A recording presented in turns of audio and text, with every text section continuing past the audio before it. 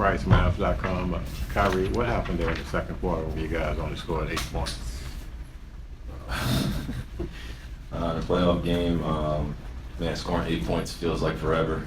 That's what it felt like out there. And I think it started with just how we started off the second quarter and allowed them to feel very comfortable in that first quarter, and there was carryover. So I think we got to give them credit for hitting shots and doing the right things and capitalizing off our turnovers and also our lack of physicality.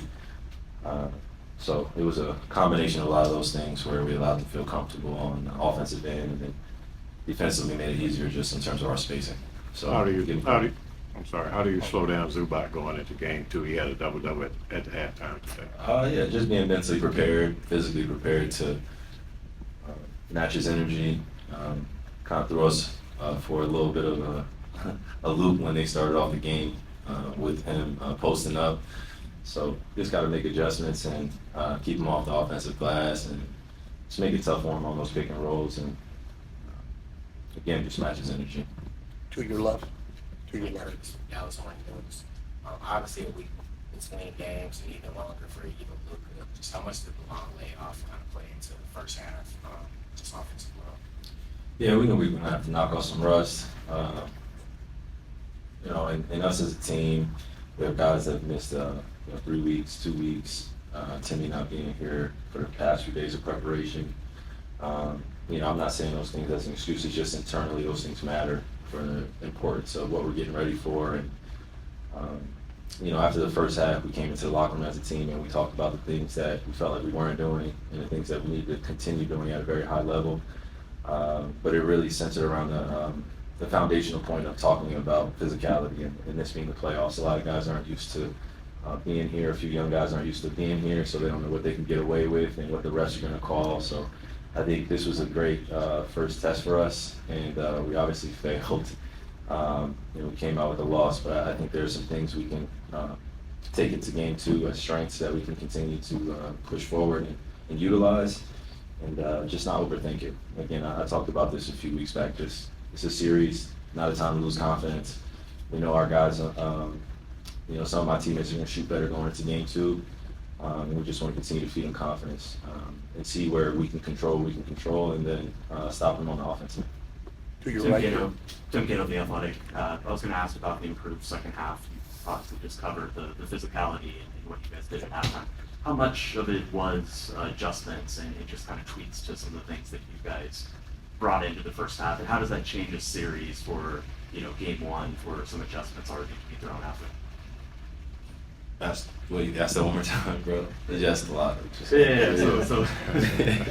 So you can just simplify the question. Yeah, I know we got our guy over here with NBA PR. Just don't feel the pressure, man. Just ask your question. Come on. How much was the improved play based off some adjustments you guys made? Oh, okay, I appreciate it. And then how much was, how much does that change the rest of the series? Because we all know series, there's adjustments happening all the time. Yeah. I think there was a settling in process, a grounding process, and I think that's what I was referring to in the last question. Just a few very young guys, including myself, just settling into our game plan, trusting it. They don't have Kawhi right now, so that was a bit of an adjustment for us when they came out the gates, and they were playing, say James and Paul, just playing very free, very loose. Knew they were going to get a lot of attempts up tonight. So when you have that when you're going against that type of kind of loose play and that confidence that they exude, you got to really just settle into what the overall game plan is and execute that. And I don't think that we came out very flat or without energy. I just think that our mind was all over the place. It's our first playoff game together. Got to settle in. And once we did that in the second half, and I felt like we put some stops together, we got some great offensive possessions, and our confidence started to get a little higher, and you can see that we were starting to look like the Dallas Mavericks we know ourselves to be. So it's a first game of a long series, and I'm excited to see what happens game 2. Hey Kyrie, this is from media from China, Djibouti. So we want to know that in the summer, would you have any plans for the China trip or any details on that? Yeah, I'm not focused on that right now, but yeah, there is something that I'm thinking about in terms of later in the summer going to China. It's in the ESPN. You mentioned Kawhi. Obviously, you find out like an hour and 45 before the game he's not playing. What is that adjustment process like, and is there kind of a natural psychological letdown, when they don't have the face of their franchise?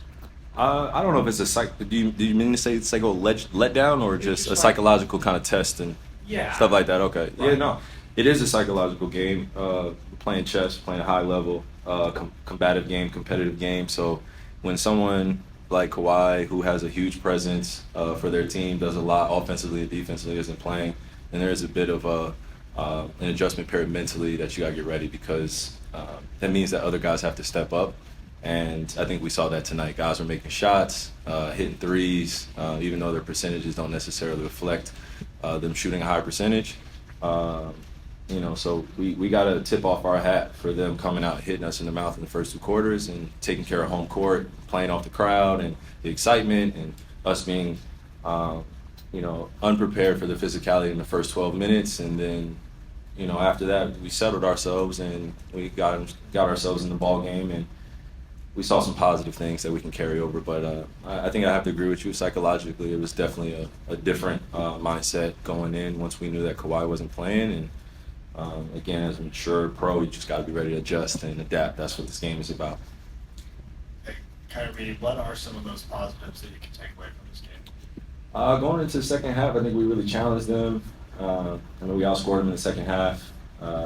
We got stops, and also, some tendencies we saw from guys on their team that they were really going opposite and really challenging us to guard their different looks. So the first half, I think they had a few plays that we just weren't prepared for, and we got to take that accountability. But in the second half, I feel like once we picked up the physicality and we started demanding that greatness out of ourselves and stopped being afraid of the moment and started settling into what we're in. It's a war out there in the playoffs, metaphorically speaking, of course.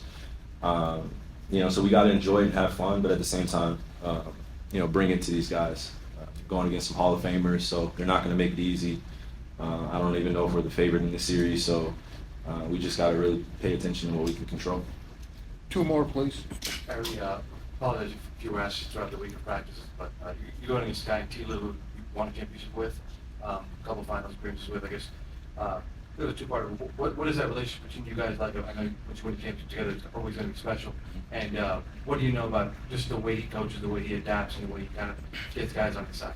Yeah, I think I would echo your first statement. We're bonded forever. I mean, we did something that could never, dang near. I don't know if it can be done again. I mean, we're one of the only team ever to come back from 3-1, and that took a lot of resilience, a lot of one-on-one communication between myself and him. And also we had Brian and we had other good guys that were selflessly sacrificing in their careers and were ready to win the championship and just throw it all on the line. So I definitely took some positives from what I learned from him, and now added to who I am as a person and as a competitor now. But me going against him as a player, it's a little bit different because I can see that he's giving them little cues, and I'm just trying to catch every little detail so I could carry it on to game two and make some adjustments myself. So he's grown as a leader. I've grown as a leader. So it's not the same Tyronn Lue, and I'm not the same Kai, but it's just fun now that we can do it as mature chess players. Kind of along the same lines almost, you and James. I remember when James got to Brooklyn and he was like, you beat him one, and I'll beat it two. Mm-hmm. I think that might have helped him. Definitely, you can see what you and Luka have together.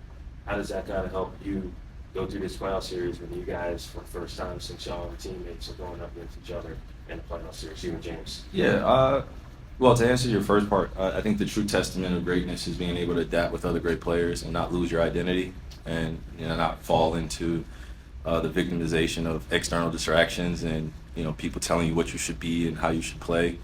I think me and James didn't get enough reps, so we played a few games together, but we didn't get enough reps. But when you're playing with somebody that's special, it makes the game easier. But playing against him, you can tell that when he comes out with an aggressive mindset, it's a different team, and we just got to be ready for his ISO basketball, and his one-on-one capabilities, and his ability to make his teammates better.